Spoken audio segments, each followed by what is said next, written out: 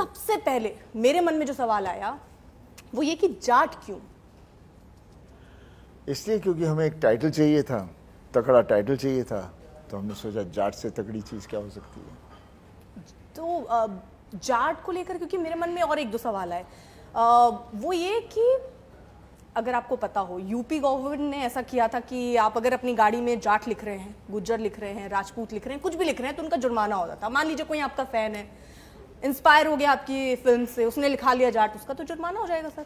क्या अभी देखिए पॉलिटिक्स के बारे में तो मैं कभी कुछ कह नहीं सकता, बिकॉज कब क्या कह दें क्या ना हो उसके बारे में मैं जाना भी नहीं चाहता। और वैसे हमारा वी आर सिनेमा जो लोगों के लिए एंटरटेनमेंट है, उससे हम कुछ ये शिक्षा नहीं दे रहे कि ये करिए या वो करिए। It's just to come and enjoy a film and go away. अभी इसको आप लोग उसे किस तरह से नज़र से देखेंगे या उसको किस तरह से प्रेजेंट करेंगे वो आप लोगों की फॉल्ट है। मैं तो हमेशा बोलता हूँ अगर कहीं कुछ दंगा भी हो रहा है तो किसी ने उसके बारे में खबर दी, इसकी वजह से हुआ। मतलब आप ये कह रहे हैं कि कोई गलत बातें फैला देते हैं जिसकी वजह से माहौल बिगड़ जाता है, उसकी कोई ज़रूरत नहीं। और इसमें कुछ और ऐसी तो भी मीन्स कुछ पता नहीं कल कोई किसके लिए क्या कह दे, तो इतना मैं सोचता नहीं। अगर JAAT लिखेंगे तो फिर पता चलेगा हमारी पिक्चर के बारे में, तो फिर कोई अच्छा मतलब आपने बता दिया लिख लो, लेकिन इस ढंग से लिखना तो इस ढंग से लिखो तो कोई होगा। तो चालान कैसे बचाए वो तरीका देखिए इन्होंने बता दिया। AA लिख लो वो ठीक हो जाएगा। लिख के फोटो भी लगा दे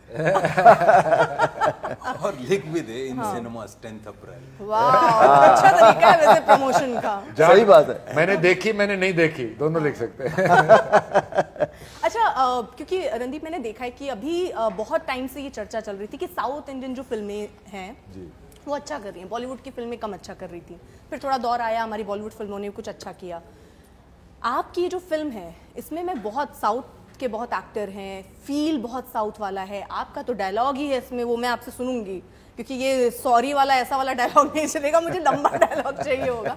तो क्या आपको लगता है कि वो टच लोग कनेक्ट करते हैं इसलिए आप वो टच अपनी इस फिल्म में लेकर आए हैं?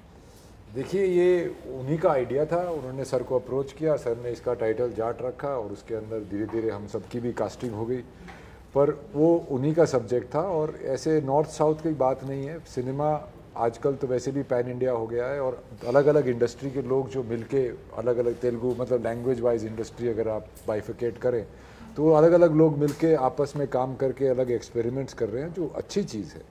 एक्चुअली में जब अलग अलग इंडस्ट्री के कास्ट क्रू वगैरह जब मिलते हैं तो सब अपनी सेंसिबिलिटी लेके आते हैं और उसका मिश्रण जो है वो एक हिंदुस्तानी मिश्रण बनता है जो कि एक सच्चाई है और वो अच्छा भी है हमारी फिल्म इंडस्ट्री के लिए।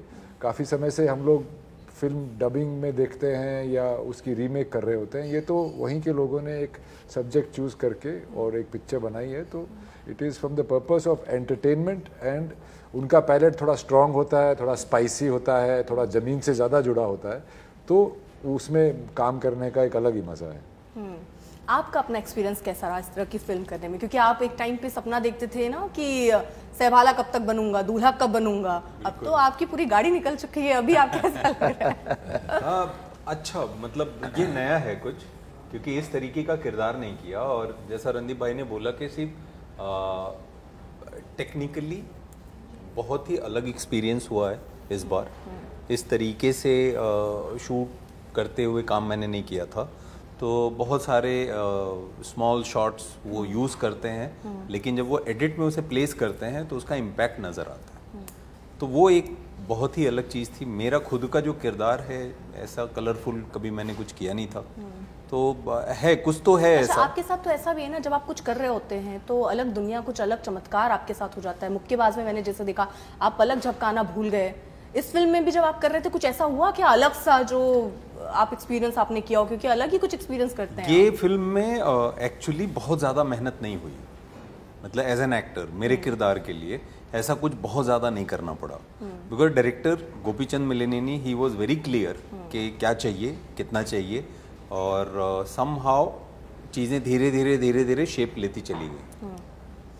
सर मैं वो इंसिडेंट जानना चाहती हूँ, क्योंकि आपका जो नाम है ना, हमें ऐसा बोला जाता है कि जिसका जो नाम होता है इंसान उससे ऑपोजिट होता है, ऐसा है। जैसे मेरा नाम मान लीजिए अर्पिता है तो बोलते कि बहुत समर्पित, बट मैं उतनी समर्पित नहीं हूँ। आपका नाम सनी तो उसका मतलब सूर्य जैसा गर्म। आप वैसे ही मतलब ऐसे आप बहुत शांत स्वभाव के हैं, आपने वही अपनी फिल्मों में पकड़ा है।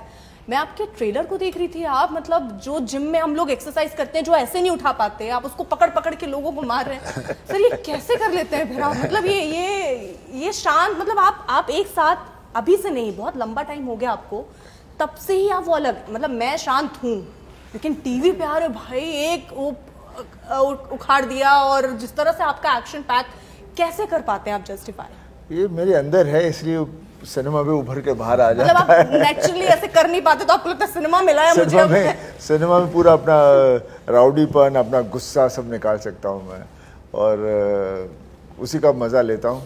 अच्छा, वो डर वाली फिल्म की जो फिर हम लोगों ने ऐसे सुना था, वो क्या सच था? आप किसी बात पे नाराज हो गए, आपने जीन्स के पैंट में हाथ डाला और आपने पैंट ही फाड़ दी पूरी? हाँ वो तो सच था, तो वो गुस्सा था। उसके बाद सेट पे क्या रिएक्शन था फिर? उस वक्त सेट पे कैसे, मतलब आप शांत कैसे होते हैं? अगर आप गुस्सा भी खुद ही करते हैं, गुस्सा खुद ही करते हैं, खुद ही अपने आप को डिस्ट्रॉय करके फिर खुद ही शांत हो जाते हैं। उस वक्त बस ये हुआ था कि जो भी हुआ था, बट वो पुरानी बात है और उसके बारे में फिर से अभी चर्चा करने की कोई ज़रूरत नहीं। इट वाज वो समय वैसा था।